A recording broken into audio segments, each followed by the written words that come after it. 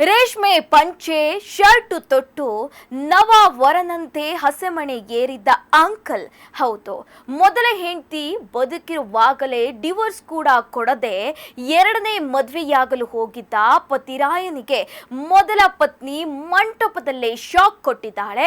ಬೆಂಗಳೂರು ಗ್ರಾಮಾಂತರ ಜಿಲ್ಲೆಯ ದೇವನಹಳ್ಳಿ ತಾಲೂಕಿನ ಕೂಡಗುರ್ಕಿ ಗ್ರಾಮದ ಮುನೇಶ್ವರ ದೇವಾಲಯದ ಬಳಿ ಸುರೇಶ್ ಎಂಬಾತ ಕದ್ದು ಮುಚ್ಚಿ ಎರಡನೇ ಮದುವೆ ಆಗ್ತಾ ಇದ್ದ.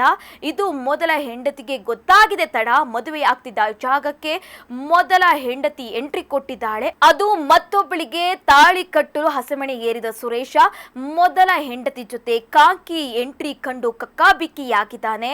ಮದುವೆ ಅರ್ಧಕ್ಕೇನೋ ನಿಂತು ಹೋಯ್ತು. ಆದ್ರೆ ಹಸೆಮಣೆ ಮೇಲಿದ ಹೆಣ್ಣು ಮಗಳ ಕಥೆಯೇನು ಅನ್ನೋ ಪ್ರಶ್ನೆ ಇದೆ. ಇತ್ತ ಎರಡನೇ ಮದುವೆಗೆ ಸಿದ್ಧನಾಗಿ ಹಸೆಮಣೆ ಏರಿದವನಿಗೆ ಈಗ ಮೊದಲ ಹೆಂಡತಿನೂ ಇಲ್ಲ, ಎರಡನೇ ಹೆಂಡತಿನೂ ಇಲ್ಲ. ಸದ್ಯ ಪೊಲೀಸರ ಅತಿಥಿಯಾಗಿದ್ದಾನೆ.